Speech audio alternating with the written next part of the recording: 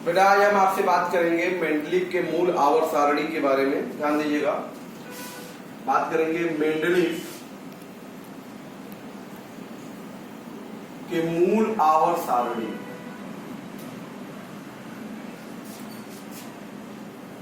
देखो बेटा, सबसे पहले हमें जानना चाहिए कि मेंडलीव के मूल आवर्त सारणी में मेंडलीव का आवर्त नियम क्या है। ठीक है, सबसे पहले हम जानते हैं मेंडलीव का आवर्त नियम। देखो बेटा, इन्होंने क्या कहा, मेंडलीव के अनुसार, इनके अनुसार बेटा तत्वों के जो गुण होते हैं, गुण का मतलब भौतिक और रासायनिक, तत्वों के गुण उनके परमाणु भार के आवर्ती फलन होते हैं।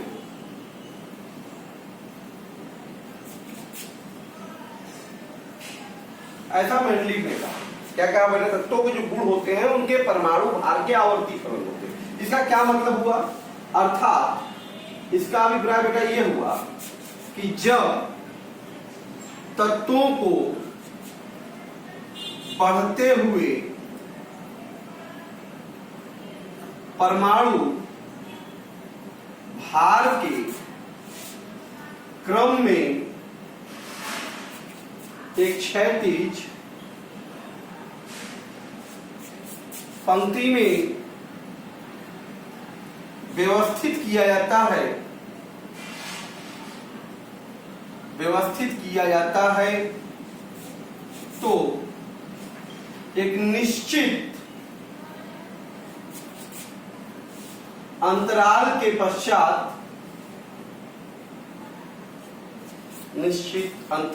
पश्चात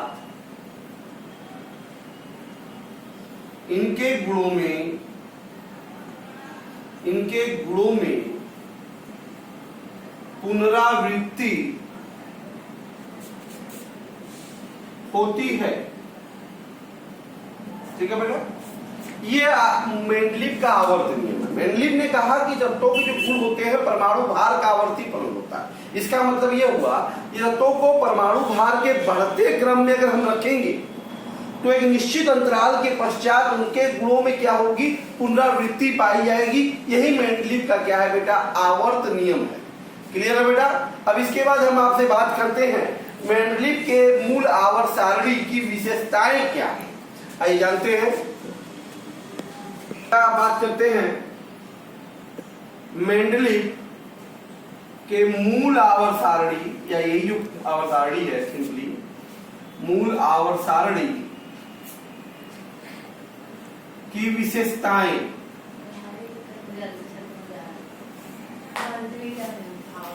या लक्षण भी कह सकते हैं हम लोग।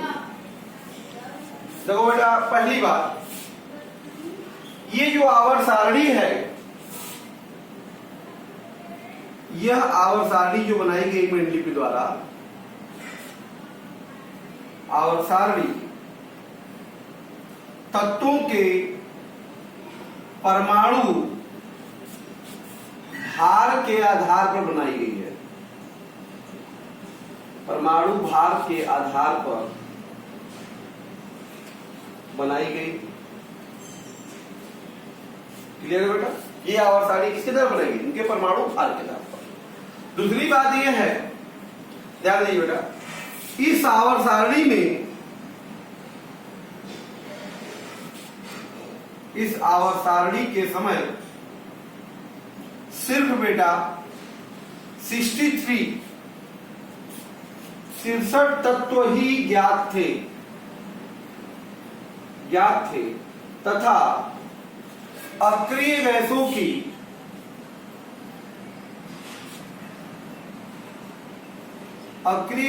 की खोज नहीं हुई थी। ठीक है बेटा? तीसरी खास बात है इस सारणी में, मेंडलीव एक ऐसे पहले वैज्ञानिक थे बेटा मेंडलीव एक ऐसे पहले वैज्ञानिक थे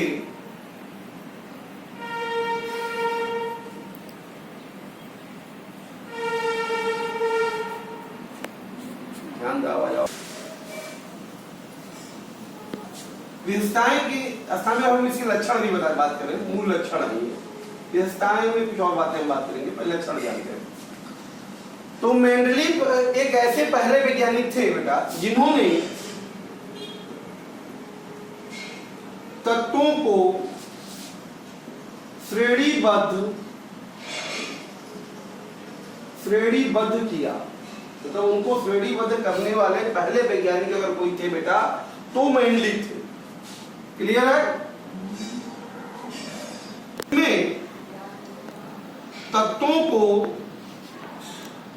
12 क्षैतिज पंक्तियों में रखा गया। तत्वों को जो है 12 क्षैतिज पंक्तियों में रखा गया जिन्हें श्रेणियां कहते हैं।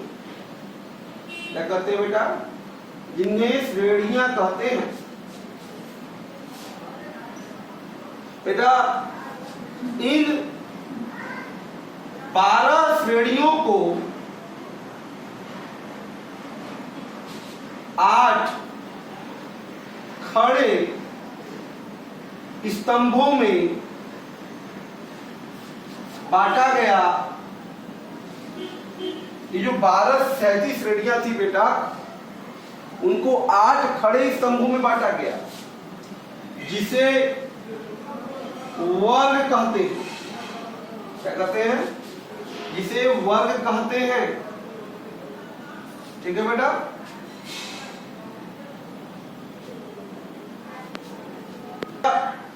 एक ही वर्ग में स्थित जो सभी तत्व हैं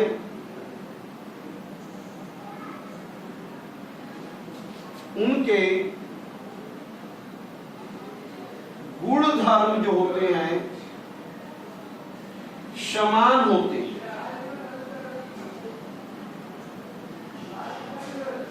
ठीक है बेटा? एक ही वर्ग में आज जो 12 जितनी श्रेणियां थी उनको 8 खड़े कालमों में बांटा गया जिनको वर्ग कहा गया और कहा गया कि एक वर्ग में जो भी तत्व हैं या आएंगे उन सभी को बेटा क्या कहेंगे? उन सभी के गुण धर्म जो होंगे वो समान पाए जाएंगे। क्लियर है बेटा?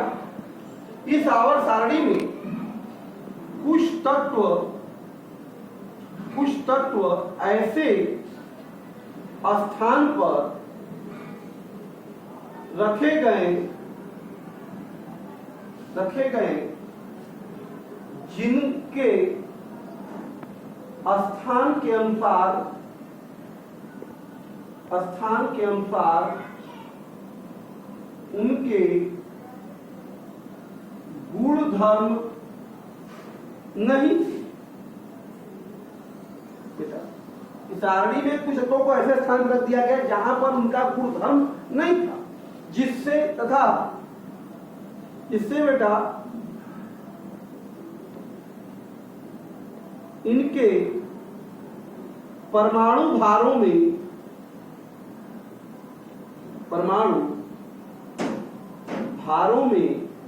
संशोधन कर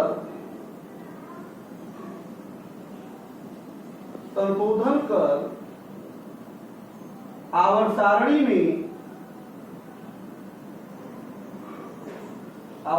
में इनको स्थान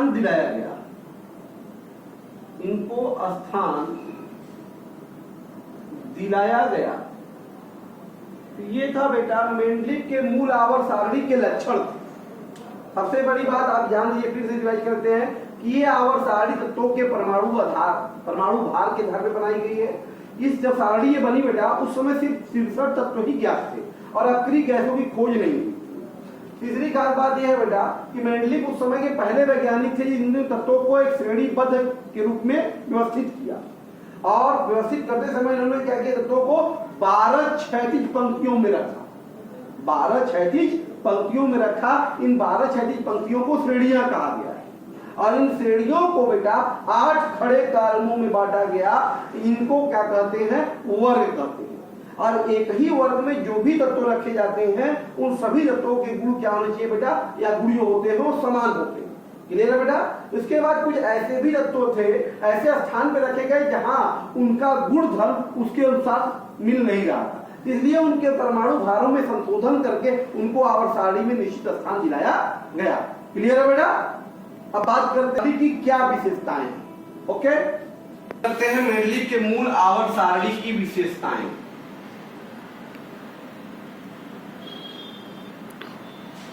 ध्यान दो, देखो सबसे पहली बात है, पहली विशेषता है तत्वों का अध्ययन।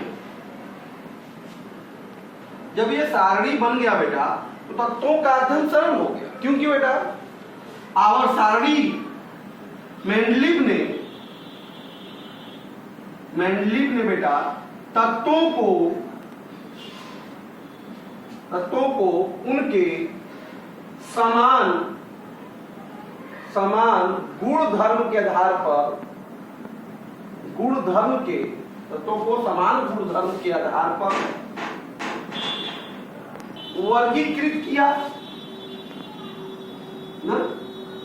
मेंडलीव ने क्या किया? आवर्त सारणी जो समान गुण धर्म वाला है उनको एक ही तरह से वर्गीकृत कर दिया, वर्गीकृत किया, जिससे बेटा जो ज्ञात तत्व हैं, ज्ञात तत्वों के गुणों का अध्ययन जो था करना सरल हो गया।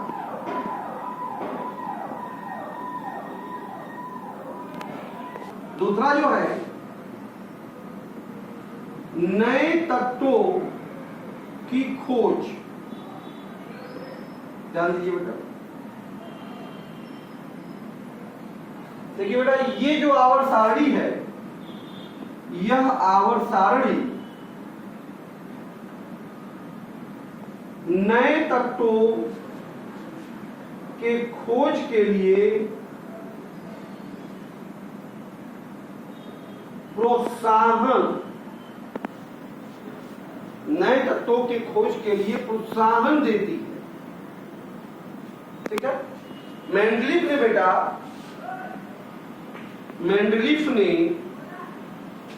अपने आवर्त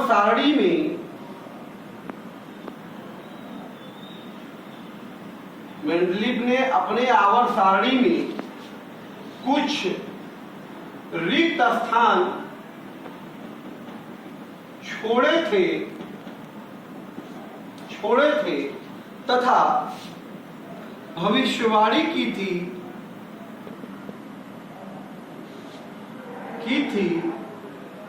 कि इन रिक्त स्थानों की पूर्ति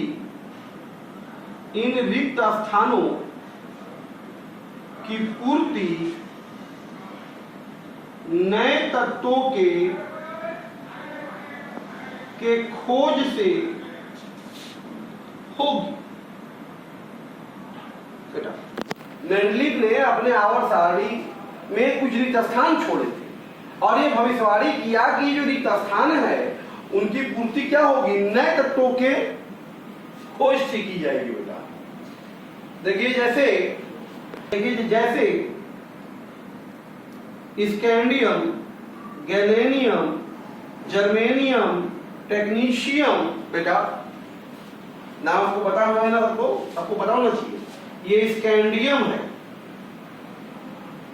ठीक है? ये गैलियम, बेटा ये जर्मेनियम, टेक्नीशियम,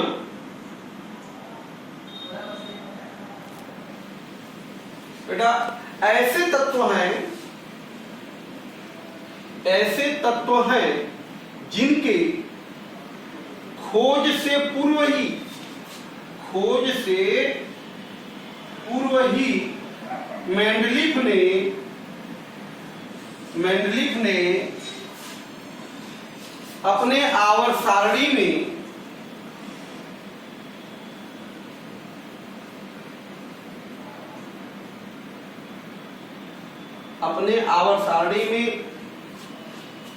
इन तत्वों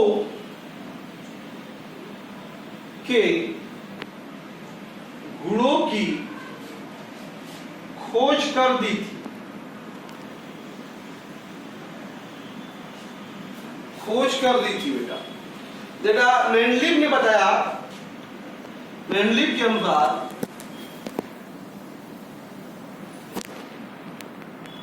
बेटा सिलिकॉन वर्ग में परमाणु क्रमांक,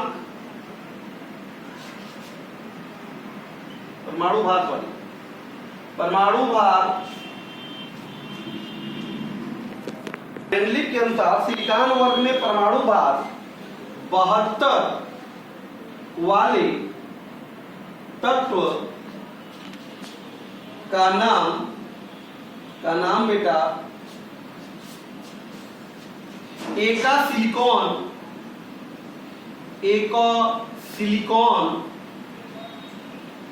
रखा गया। बाद में इसकी खोज जर्मेनियम के रूप में हुई बेटा।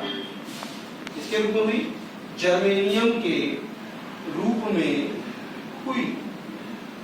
ठीक है बेटा। तो ये देखिए क्या बात है, देखिए मेंडलीव ने ये जो आवर्त सारणी है नए तत्वों की खोज के लिए प्रोत्साहन देता है। मेंडलीव ने अपने आवर्त सारणी में बेटा कुछ रिक्त स्थान छोड़े थे और भविष्यवाणी की थी इन रिक्त स्थानों की पूर्ति नए तत्वों की खोज से की जाएगी। सबसे खास बात है, ठीक है, ये स्थानों की पूर्ति क्या होगी, नए तत्वों की खोज से की जाएगी। जैसे उन्होंने अपने आवर्त सारणी में पहले से ही बेटा स्कैंडियम, गैलियम, जर्मेनियम, टेक्नीशियम ऐसे तत्वों के खोज से पहले ही रिक्त स्थान इन्होंने छोड़ दिया था।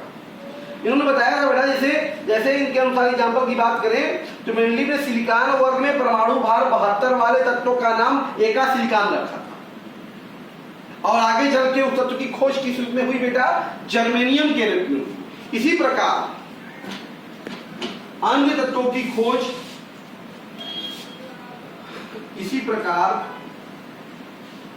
अन्य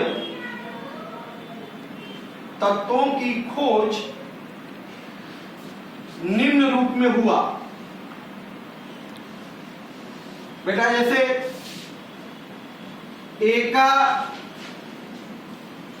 एका बोरान बेटा, एका बोरान में जो तत्व जो खोजा गया था एका बोरान के लिए वो कौन सा था बेटा, गैलियम था। कौन था, गैलियम था। ठीक है। फिर बेटा एका सिलिकॉन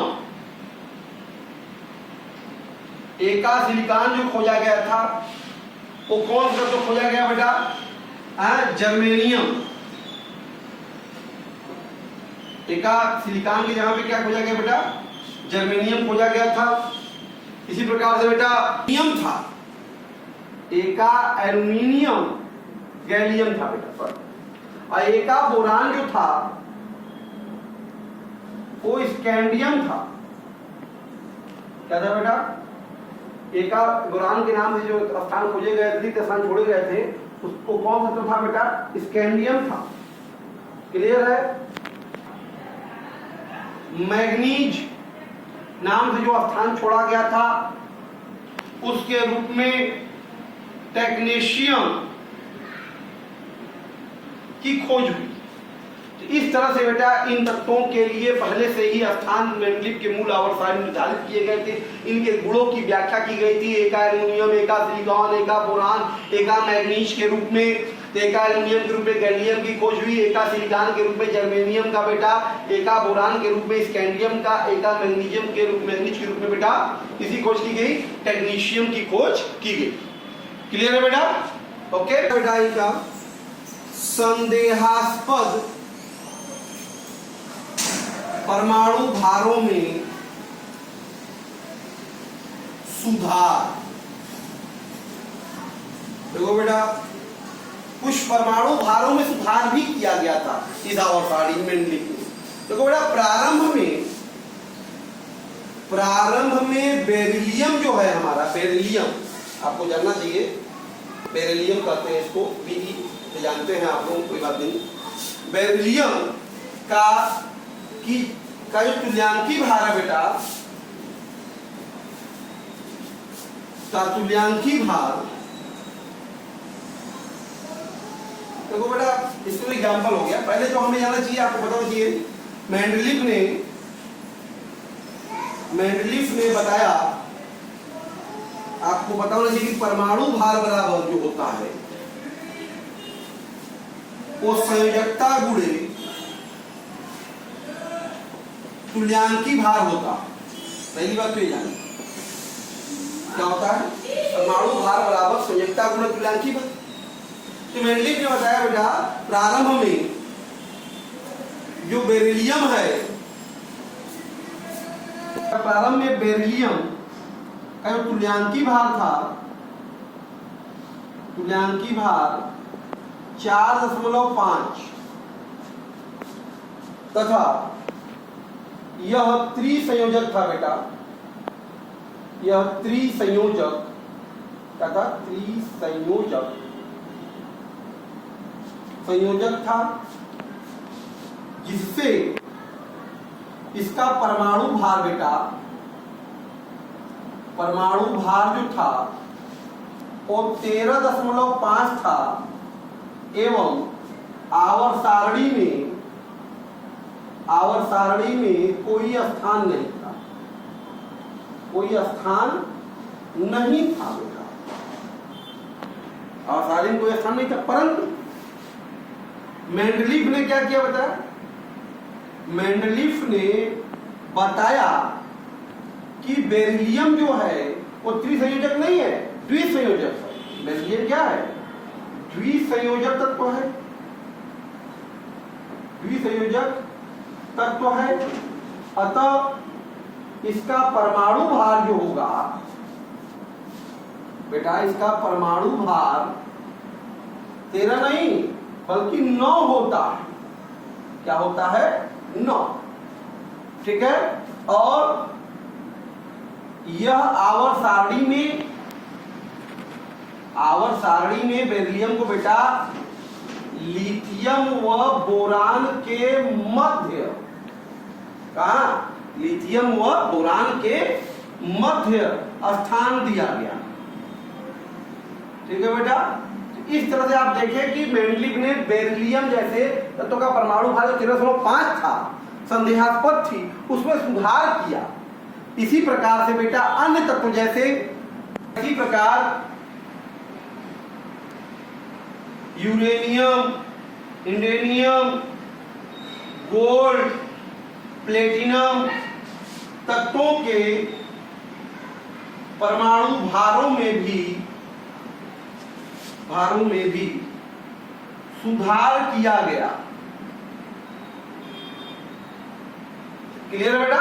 तो तीसरी विशेषता थी मेंडलीफ की आवर्त सारणी की कि यहां पर क्या किया गया, इनके परमाणु भारों में सुधार किया गया। क्लियर है बेटा। बेटा अब हम बात करते हैं मेंडलीफ के मूल आवर्त सारणी के दोष के बारे में, विशेषताओं का हमने अध्ययन कर लिया। ध्यान दो, सबसे पहला दोष है क्या, मेंडलीफ के आवर्त सारणी में हाइड्रोजन का स्थान। तो बेटा मेंडलीफ के आवर्त सारणी में हाइड्रोजन का स्थान अभी तक विवादित रहा। उसमें उसका कारण क्या था, फिलहाल इसको प्रथम स्थान समूह में स्थान दिया गया, परंतु इसका जो गुण था धातु और अधातु दोनों से मिलता जुलता था, इसलिए आवर्त सारणी में हाइड्रोजन का स्थान जो रहा विवादित रहा मेंडलीफ की आवर्त सारणी में। दूसरी दोष ये है बेटा समस्थानिक का स्थान, क्योंकि यह आवर्त सारणी परमाणु भार के आधार बनाई गई। अच्छा, आपको पता है कि समस्थानिकों का परमाणु भार अलग अलग भिन्न भिन्न होता है, इसलिए आवर्त सारणी में समस्थानिकों को भी अलग अलग स्थान देना चाहिए, परंतु आवर्त सारणी में समस्थानिकों को कोई निश्चित स्थान नहीं दिया गया है। इसलिए ये भी क्या है, इसकी आवर्त सारणी का, मेंडलीफ के मूल आवर्त सारणी का दोष है। तीसरा प्रमुख चीज है बेटा कि तत्वों का असंगत युग्म। कुछ असंगत युग्म मतलब कुछ ऐसे भी तत्व थे जो कम परमाणु भार से पहले रख दिए गए, जिनका परमाणु भार बेटा अधिक है और उनको कम परमाणु भार से पहले रख दिया गया। जैसे हम एग्जाम्पल में बात करते हैं, आर्गन को बेटा जिसका परमाणु भार अधिक है पोटेशियम से, उसको पोटेशियम से पहले रख दिया गया, जबकि परमाणु भार आर्गन का पोटेशियम से अधिक है। देखिए आर्गन का 39.9, पोटेशियम का 39.1, लेकिन आवर्त सारणी में आर्गन को पहले रखा गया। एक असंगत युग्म है। इसी प्रकार से बेटा हम बात करते हैं, कोबाल्ट को निकिल से पहले रख दिया गया, क्योंकि कोबाल्ट का परमाणु भार 58.9 और निकिल का 58.4, तो कोबाल्ट को बाद में होना चाहिए निकिल के, लेकिन निकिल से पहले स्थान दिया गया। तो ऐसे ही असंगत युग्म है। उसी प्रकार देखो थोरियम और पोलोनियम, ये सब भी असंगत युग्म है। तो ये हमारे कुछ ऐसे असंगत युग्म भी आवर्त सारणी में पाए गए, तो जिसका परमाणु भार अधिक है उसको भी पहले रख दिया गया, कम परमाणु भार के पहले। तो ये बात मेंडलीव को समझ में नहीं आ रही थी, इसकी व्याख्या नहीं कर सकते। अगली बात है बेटा, इसमें जो कुछ समान तत्वों को, समान गुणों वाले तत्वों को भिन्न भिन्न वर्गों में रख दिया गया। इनका गुण समान है पर वर्ग भिन्न भिन्न है। जैसे कुछ तत्व ऐसे जैसे प्लेटिनम और गोल्ड बेटा, प्लेटिनम और गोल्ड ऐसे तत्व हैं जिनके गुण जो हैं एक जैसे, फिर भी आवर्त सारणी में इनको अलग अलग वर्ग में रखा गया। प्लेटिनम को 8वें वर्ग में रखा गया, जबकि गोल्ड को फर्स्ट बी वर्ग में रखा गया। क्यों? ये बात मेंडलीव को, या इस बात की व्याख्या मेंडलीव नहीं कर सकते। मतलब कुछ समान गुण वालों को अलग अलग वर्गों में रखना, ये भी मेंडलीव की आवर्त सारणी का दोष है। और अंतिम जो प्रमुख दोष है बेटा, असमान तत्वों को एक ही वर्ग में रख देना। जैसे अलग अलग गुण वाले हैं, सभी को पहले वर्ग में रखा दिया गया, प्रथम वर्ग में देखिए क्या है, फर्स्ट है और फर्स्ट बी। फर्स्ट है में देखिए lithium, sodium, potassium, rubidium, caesium, francium है। ये सभी जो है हमारे अत्यधिक क्रियाशील धातु और क्षार धातु कहलाते हैं, या सामान्य धातु कहलाते हैं। और जबकि कॉपर, सिल्वर, गोल्ड ये हमारे सिक्का धातु है, क्वाइन मेटल्स कहते हैं इनको। इनसे बेटा सिक्के बनते थे, क्वाइंस बनते थे, मुद्राएं बनती थी, मुद्राएं धातु में कहते हैं। बात समझ में आया? या इसी को संक्रमण धातु है। तो इनको बेटा आप देख रहे हैं कि ये कॉपर, सिल्वर, गोल्ड को इस वर्ग के साथ रख दिया गया। तो असमान गुण वाले तत्व जो है, ये असमान गुण वाले तत्व को समान एक ही वर्ग में रख दिया गया। तो ये भी मेंडलीव के मूल आवर्त सारणी का क्या है बेटा, दोष है। तो ये था हमारा मेंडलीव का मूल आवर्त सारणी और उनके दोष। अब बेटा क्या हुआ, आगे चल के इसमें संशोधन किया गया। मेंडलीव के मूल आवर्त सारणी में संशोधन की, ये सब दोषों को दूर करने का प्रयास, सबसे अच्छा प्रयास किसने किया बेटा, मोजले ने किया। आइए अब हम जानते हैं कि मोजले ने क्या प्रस्ताव दिया या क्या सुझाव दिया, जिसके अनुसार इस दोषों को दूर करने का प्रयत्न किया गया, या कितने हद तक मोजले द्वारा प्रस्तावित सुझाव के अनुसार दोष दूर हुए होंगे, उनको जानने की कोशिश करते हैं। क्लियर है बेटा? बेटा अब हम बात करते हैं आधुनिक आवर्त सारणी, या इसी को हम कहते हैं मेंडलीव प्रवर्तित आवर्त सारणी, मेंडलीव मॉडिफाइड पीरियोडिक टेबल या मॉडर्न पीरियोडिक टेबल। देखो बेटा, आधुनिक आवर्त सारणी का प्रतिपादन जो है, आधुनिक आवर्त सारणी का प्रतिपादन बेटा मोजले द्वारा किया गया। किसके द्वारा? मोजले द्वारा किया गया। समझा बेटा? मोजले ने, देखो बेटा, मोजले ने उच्च वेग के या उच्च गति ऊर्जा वाले इलेक्ट्रॉनों का भिन्न भिन्न धातु के सतहों पर बौछार कर बेटा यक्ष किरणें प्राप्त किया तथा जिसके गुणधर्म के आधार पर एक समीकरण दिया। एक समीकरण √μ बराबर a z माइनस बी दिया बेटा, जिसे मोजले समीकरण कहते हैं। क्या कहते हैं? समीकरण कहते हैं। इस समीकरण से स्पष्ट होता है, इस समीकरण से बेटा स्पष्ट होता है कि तत्वों का जो अभिलाक्षणिक गुण होता है, अभिलाक्षणिक गुण परमाणु भार नहीं बल्कि बेटा परमाणु क्रमांक है। क्या है? परमाणु क्रमांक है। क्लियर है बेटा? लाक्षणिक जो गुण है इनका वो परमाणु भार नहीं है बल्कि परमाणु क्रमांक है। तो बेटा इसलिए बेटा मेंडलीव के मूल आवर्त सारणी में, मूल आवर्त नियम में संशोधन की आवश्यकता हुई। तो इस आधार पर बेटा मोजले ने मेंडलीव के आवर्त नियम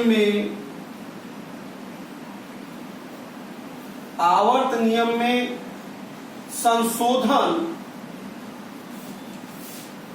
संशोधन किया तथा बेटा ध्यान दीजिएगा, तथा अपना एक नया आवर्त नियम दिया जिसे बेटा आधुनिक आवर्त नियम कहते हैं। क्या कहते हैं? आधुनिक आवर्त नियम कहते हैं। ठीक है बेटा? तो आधुनिक आवर्त नियम दिया बोलते हैं। तो आधुनिक आवर्त नियम के अनुसार, आधुनिक आवर्त नियम के अनुसार क्या है बेटा?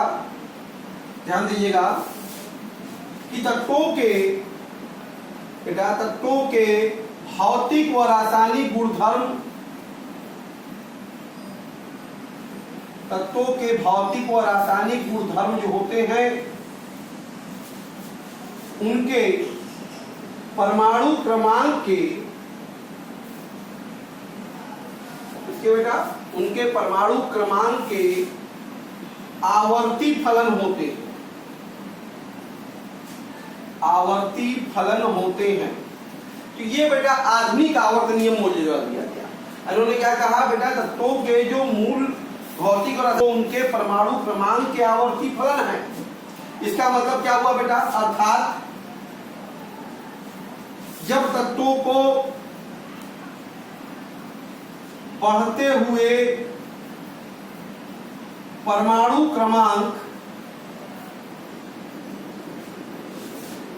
क्रमांक के क्रम में क्षैतिज पंक्तियों में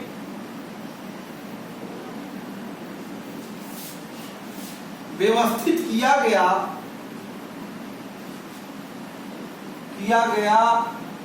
तो एक निश्चित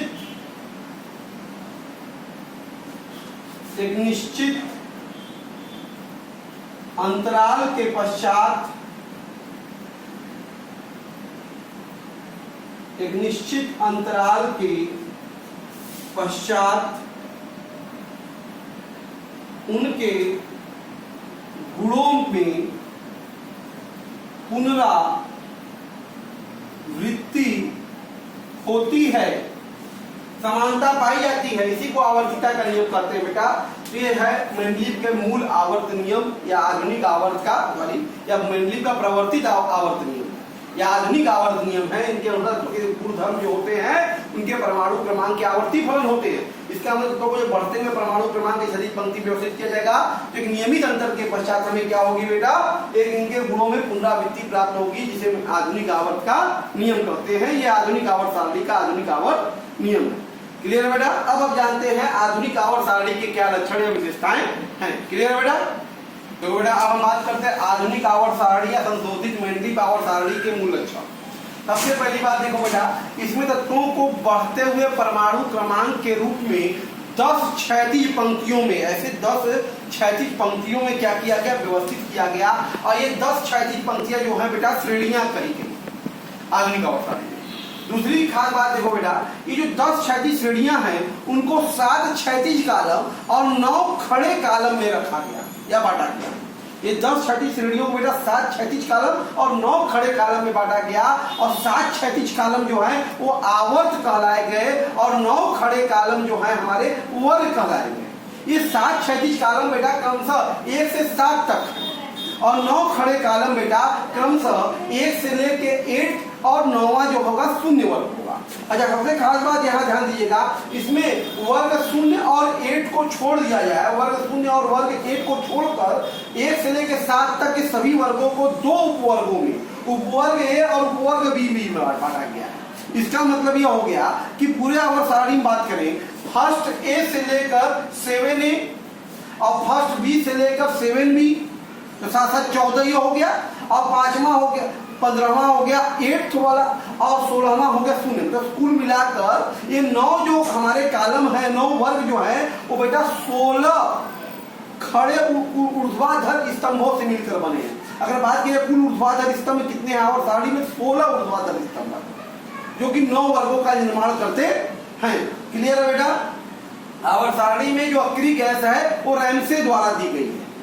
ठीक है? इन आवर्त सारणी में जो आवर्त हैं उन आवर्तों में तत्वों की संख्या निम्न प्रकार से है बेटा। सबसे पहले पहला जो आवर्त है बेटा वही हमारी पहली श्रेणी है। इसमें खाली 2 तत्व पाए जाते हैं, इसलिए पहले आवर्त को बेटा अति लघु आवर्त कहते हैं। दूसरा आवर्त जो है बेटा वो दूसरी श्रेणी है, उसमें खाली 8 तत्व पाए जाते हैं, इसको हम लोग लघु आवर्त कहते हैं। तीसरा आवर्त जो है बेटा वो तीसरी श्रेणी है और इसमें भी 8 ही तत्व पाए जाते हैं, इसलिए ये भी क्या है, लघु आवर्त है। जबकि चौथा श्रेणी, ध्यान दीजिएगा, चौथे आवर्त में 2 श्रेणियां हैं, चौथा और 5वां, जो क्रमशः सम और विषम के नाम से। चौथी श्रेणी सम कराएगी, 5वीं श्रेणी विषम कराएगी। इसमें तत्वों की संख्या 18, इसे कहते हैं दीर्घ आवर्त। बात समझ में आ रहा है? 5वां आवर्त है बेटा, उसमें 6वीं और 7वीं श्रेणी है। 5वें आवर्त में कौन श्रेणी है? 6वीं और 7वीं, सम और विषम है बेटा। इसमें 18 तत्व हैं जिसको हम लोग दीर्घ आवर्त कहते हैं। और 6वां जो आवर्त है बेटा उसमें भी 2 श्रेणी है, ध्यान दीजिए क्या है, 8वां और 9वां, सम और विषम है। इसमें तत्वों की संख्या कितनी है? 32 है, जिसको हम अति दीर्घ आवर्त कहते हैं। और 7वां अंतिम आवर्त है वो 10वीं श्रेणी है हमारी की, और उसमें भी 32 तत्व है जिसको हम अति दीर्घ आवर्त कहते हैं बेटा। जरा ध्यान दो, उसके बाद अगली जो बात आती है इसमें ध्यान दीजिएगा, आवर्त 5वां बेटा, आवर्त 6 में परमाणु क्रमांक बेटा 57, परमाणु क्रमांक 57 जो है 57 लेंथेनम बेटा, लेंथेनम के आगे के 14 तत्व, 14 तत्व बेटा Z बराबर 58 से 71, 14 तत्वों को बेटा आवर्त सारणी के बाहर, आवर्त सारणी के बाहर एक क्षैतिज पंक्ति में स्थान दिया गया जिसे बेटा रेयर अर्थ तत्व, इन 4 तत्वों को 57 के आगे वाले इनको रेयर अर्थ तत्व या लेंथेनाइड श्रेणी के तत्व कहते हैं बेटा। क्या कहते हैं, लेंथेनाइड श्रेणी के तत्व कहते हैं। उसी प्रकार से आवर्त 7 में बेटा जो था आवर्त 7 में परमाणु क्रमांक बेटा 89 एक्टेनियम के आगे के 14 तत्व बेटा Z बराबर 90 से Z बराबर 103 तक के तत्वों को आवर्त सारणी के बाहर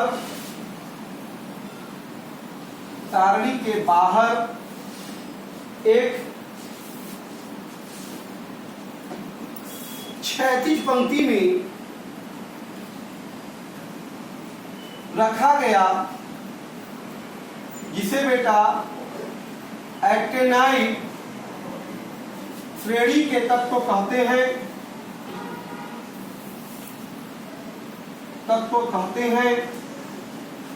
ध्यान दो बेटा, इसमें परमाणु क्रमांक 92 बेटा मतलब यूरेनियम, क्या 92 मतलब क्या, यूरेनियम बेटा 92 परमाणु क्रमांक 92 के आगे के तत्व जो है बेटा वो ट्रांस यूरेनियम तत्व कहलाते हैं।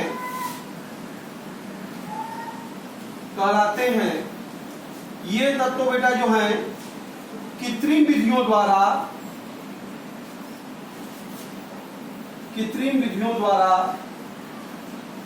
बनाए गए हैं। ठीक है बेटा, तो ये है। अगली लक्षण की बात करें बेटा, ध्यान दो बेटा, प्रत्येक आवर्त का